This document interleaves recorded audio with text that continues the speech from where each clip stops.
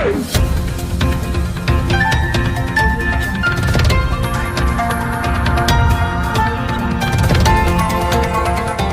देख रहे हैं मगरा न्यूज राजस्थान, खबरें सबसे तेज। भारत में बीते 7 दिन से लगातार 1000 से ज्यादा लोगों की मौत। पिछले 24 घंटों में 75,000 भारत में नए मामले हैं सामने। भारत में कोरोना संक्रमण लगातार बढ़ता जा रहा है। कोरोना संक्रमण दुनिया में सबसे ज्यादा तेजी से भारत में ही फैल रहा है। देश में पिछले 24 घंटों में रिकॉर्ड 75,809 मामले सामने आए। वहीं 1133 लोगों की जान गई है। देश में 2 सितंबर से लगातार हर दिन 1000 से ज्यादा लोगों की मौत हो रही है। कोरोना संक्रमितों की संख्या भारत में कुल 43 लाख के करीब पहुंच गई है। ब्राजील को पछाड़कर भारत दूसरे नंबर पर पहुंच गया है।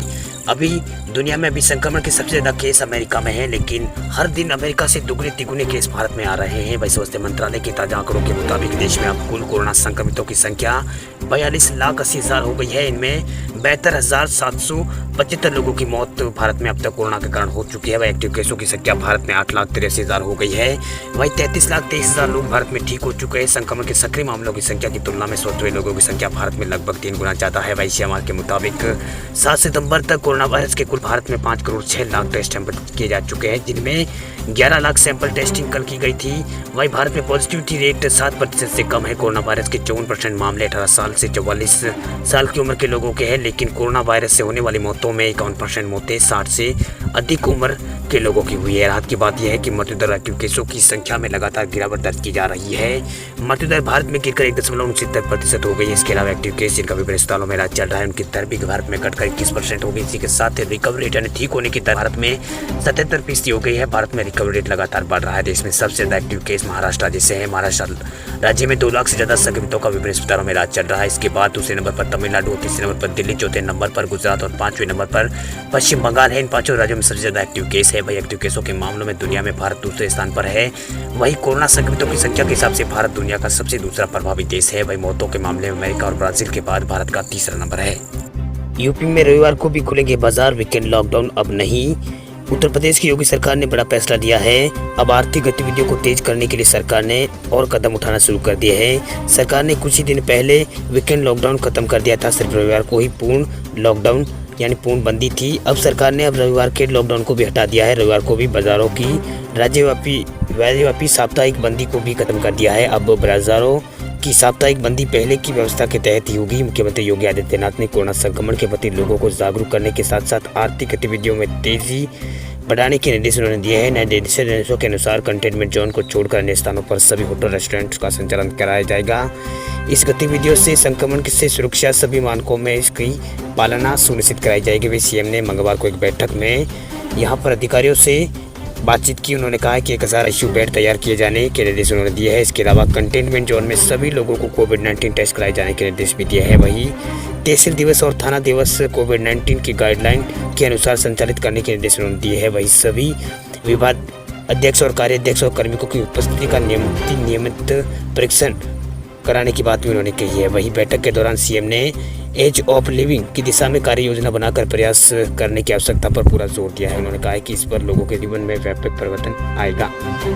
वहीं मुख्यमंत्री योगी आदित्यनाथ ने आर्थिक गतिविधियों में तेजी लाने के हेतु निर्देश देते हुए स्मार्ट सिटी के रूप में विकसित किए जा रहे शहरों में कार्य की गति को और तेज लाने की बात उन्होंने कही है। वहीं नगर निकायों में अमृत योजना के कार्यों को गति दी जाए। वह सीएम ने लोक निर्माण विभाग को भी सड़कों की पूर्णता गड्ढे मुक्त करने के निर्देश यहाँ पर सीएम योगी ने दिए हैं। इकोनॉमी में भारी गिरावट से चिंतित सरकार दूसरे राहत पैकेज का कर सकती है ऐलान। मोदी सरकार इकोनॉमी में भारी गिरावट के बाद अब दूसरे राहत पैकेज की तैयारी कर रही है।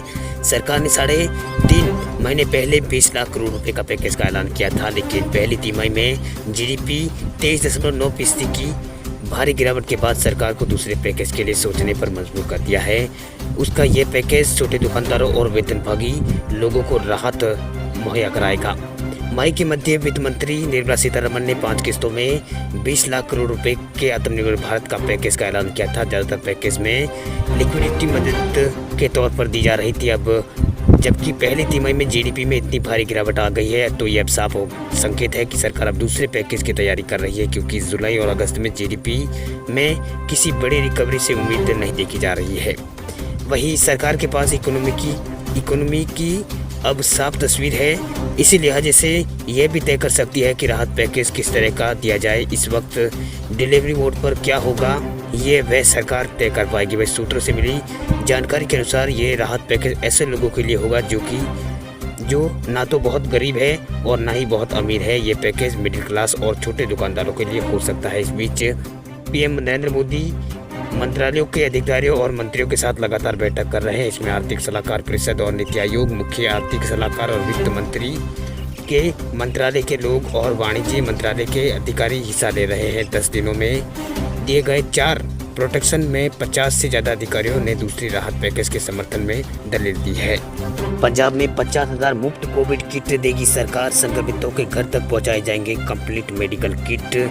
पंजाब के मुख्यमंत्री अमरिंदर सिंह ने सोमवार को कहा है कि उनकी सरकार अस्पतालों में और होम क्वारंटाइन में रह रहे होम आइसोलेशन में इलाज करा रहे कोरोना रोगियों को 50,000 मुफ्त स्वास्थ्य किट मुहैया कराएगी और उनकी बेहतर देखभाल सुनिश्चित करेगी। वह प्रत्येक कोविड केयर किट में 1 ऑक्सीमीटर और 1 डिजिटल थर्मामीटर और फेस मास्क है। इसकी कीमत लगभग 1700 रुपये बताई जा रही है। इस किट में सिटमेर हैंड सैनिटाइजर और 60 गिलय टैबलेट और 30 विटामिन सी और टैबलेट और 4 विटामिन डी और 3 टैबलेट शामिल है। वहीं पंजाब सरकार के प्रवक्ता ने कहा है कि कोरोना वायरस मरीजों की देखभाल के लिए कंप्लीट मेडिकल किट उनके घर के दरवाजे तक पहुंचाया जाएगा। इस सुविधा से मरीजों को जल्द स्वस्थ होने से लाभ मिलेगा। वहीं देश भर में कोरोना संक्रमण रुकने का नाम नहीं ले रहा है। देश भर में अब तक 42 लाख से ज़्यादा लोग संक्रमण हो चुके हैं कोरोना के कारण। वहीं देश में 42,04,713 कोरोना के मामले अभी तक सामने आ चुके हैं। पंजाब में अभी तक 63,473 कोरोना के मरीज मिल चुके हैं। इसमेमें 45,555 लोग ठीक हो चुके हैं। वहीं 16,156 लोगों का विभिन्न अस्पतालों में इलाज चल रहा है। पंजाब में कोरोना संक्रमण के कारण अभी तक 1862 लोगों की मौत हो चुकी है। प्रधानमंत्री आवास योजना के तहत सरकार ने लोगों को काफी सस्ते दामों पर घर बनाकर सरकार दे रही है। इसके लिए बुकिंग शुरू हो चुकी है। लोग मात्र 3.5 लाख रुपए में इस स्कीम का फायदा उठाकर अपना घर अपने नाम करवा सकते हैं। दरअसल सरकार ने इस योजना के तहत देश में करीब 1.12 करोड़ घर बनाने की बात कही है। इसमें कई राज्यों में घरों का निर्माण किया जा रहा है। वहीं कुछ के लिए बुकिंग की प्रक्रिया भी शुरू की जा चुकी है। उत्तर प्रदेश के आवास विकास परिषद की वेबसाइट पर दी गई जानकारी के मुताबिक यूपी में प्रधानमंत्री आवास योजना मिशन के तहत बने मकानों के लिए बुकिंग शुरू हो चुकी है। इसके तहत आप महज 3.5 लाख रुपए में अपना घर का सपना साकार कर सकते हैं। इस योजना के तहत बने घरों को राज्य के गरीब लोगों के बीच आवंटित किया जाएगा। उत्तर प्रदेश आवास विकास परिषद ने पहले मकान देने के लिए 5 साल तक की किस्त चुकाने का प्रावधान रखा था, जिसे बदलकर अब 3 साल कर दिया है। यानी जो भी गरीब व्यक्ति इस योजना के तहत घर बुक करवाएगा उसे मकान की पूरी राशि 3 साल के अंदर चुकानी होगी। वही इस योजना का लाभ वही व्यक्ति ले सकता है जिसकी सालाना आय कमाई 3 लाख रुपए से कम हो। वही इकोनॉमिक वीकर सिलेक्शन यानी EWS से मिलने वाले इस घर के कॉर्पोरेट एरिया 22.77 34.7 वर्ग मीटर होगा। पबजी की भारत में दोबारा होगी वापसी, खत्म होगा गेम का चीनी कनेक्शन। कंपनी ने किया है बड़ा ऐलान। पबजी मोबाइल गेम को भारत में प्रतिबंध कर दिया गया है। पबजी मोबाइल गेम के भारत में प्रतिबंध होने के बाद पबजी गेम के main south Korea company PUBG corporation अब सक्रिय हो गई है। पबजी कॉर्पोरेशन की तरफ से मंगलवार को चीनी कंपनी टेंसेंट गेम्स को अलग होने का ऐलान इन्होंने कर दिया है। ऐसे में अब भारत में पबजी खेलने वाले लोगों के लिए अच्छी खबर है। मोबाइल वर्जन के लिए टेंसेंट एथॉरिटी नहीं होगा। साधारण शब्दों में कहें तो भारत पबजी मोबाइल को संचालित करने में कानूनी हक चीनी कंपनी टेंसेंट के पास ये नहीं होगा। पबजी की मेन साउथ कोरियाई कंपनी पबजी कॉर्पोरेशन ही भारत में पबजी मोबाइल पब्लिशर कंपनी होगी। वहीं पबजी कॉर्पोरेशन ने अपने बयानों में कहा है कि भारत में पबजी मोबाइल गेम की स्थिति पब्लिशिंग की सारी जिम्मेदारी खुद कंपनी संभालेगी। साथ ही पबजी कंपनी ने आने वाले दिनों में भारत में पबजी की एक्सपीरियंस को ज़्यादा बेहतरीन बनाने का ऐलान किया है। पबजी कॉर्पोरेशन ने कहा है कि वो भारत की सुरक्षा चिंताओं को समझती है और भारत सरकार के साथ मिलकर इस समस्या का समाधान खोजना चाहती है। साथ ही कंपनी ने भारतीय कानून के हिसाब से भारत में गेम दोबारा से उपलब्ध कराने की बात कंपनी ने कही है। वह पबजी मोबाइल गेम पबजी का ही मोबाइल गेम वर्जन है। इसे साउथ कोरियाई कंपनी पबजी कॉर्पोरेशन ने बनाया है। साथ ही पबजी का एक्चुअल प्रॉपर्टी राइट भी पबजी कॉर्पोरेशन के पास ही है। वही साउथ कोरियाई कंपनी ने पबजी गेम को विकसित किया है। इसकी पब्लिशिंग भी इसी कंपनी ने की है, लेकिन पबजी के पॉपुलर होने के बाद साउथ कोरियाई कंपनी ने चीनी कंपनी टेंसेंट के साथ हाथ मिलाया, जिससे पबजी को दुनिया के बाकी देशों में तेजी से पहुंचाया जा सके। ऐसे में भारत में पबजी मोबाइल के प्रसार की जिम्मेदारी टेंसेंट कंपनी को मिली। वही पबजी के पूरे कारोबार का मुख्य तौर पर पबजी कॉर्पोरेशन का ही हक है। वही पबजी में टैबलेट और कंप्यूटर वर्जन की पब्लिशिंग का मेन कंपनी पबजी कॉर्पोरेशन ही करती है। ऐसे में भारत सरकार ने पबजी के कंप्यूटर और टैबलेट वर्जन को बैन नहीं किया है। सरकार की तरफ से पबजी मोबाइल को बैन किया गया है, जिसकी फ्रेंचाइजी चीनी कंपनी टेंसेंट होल्डिंग के पास है। देश के अलग अलग हिस्सों में पिछले कुछ महीनों से लगातार भूकंप के झटके आ रहे हैं। अच्छी बात यह है कि लगातार झटकों के बाद में भी कहीं से किसी तरह की जानमाल के नुकसान की समाचार नहीं है।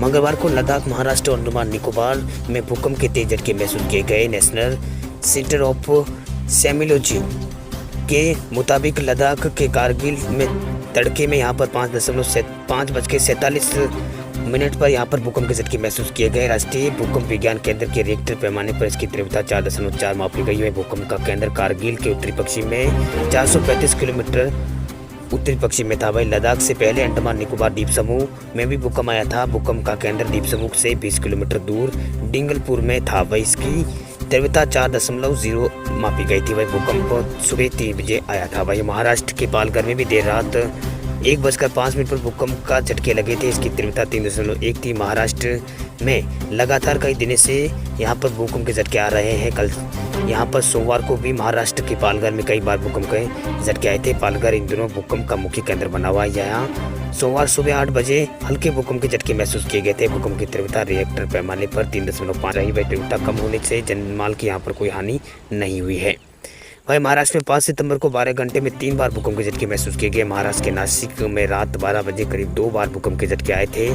इसके बाद एक बार फिर मुंबई में भूकंप आया था। वही सुबह 6:36 पर मुंबई में 98 किलोमीटर दूर पर उत्तर पर भूकंप आया था, जिसकी तीव्रता 2.7 रही है।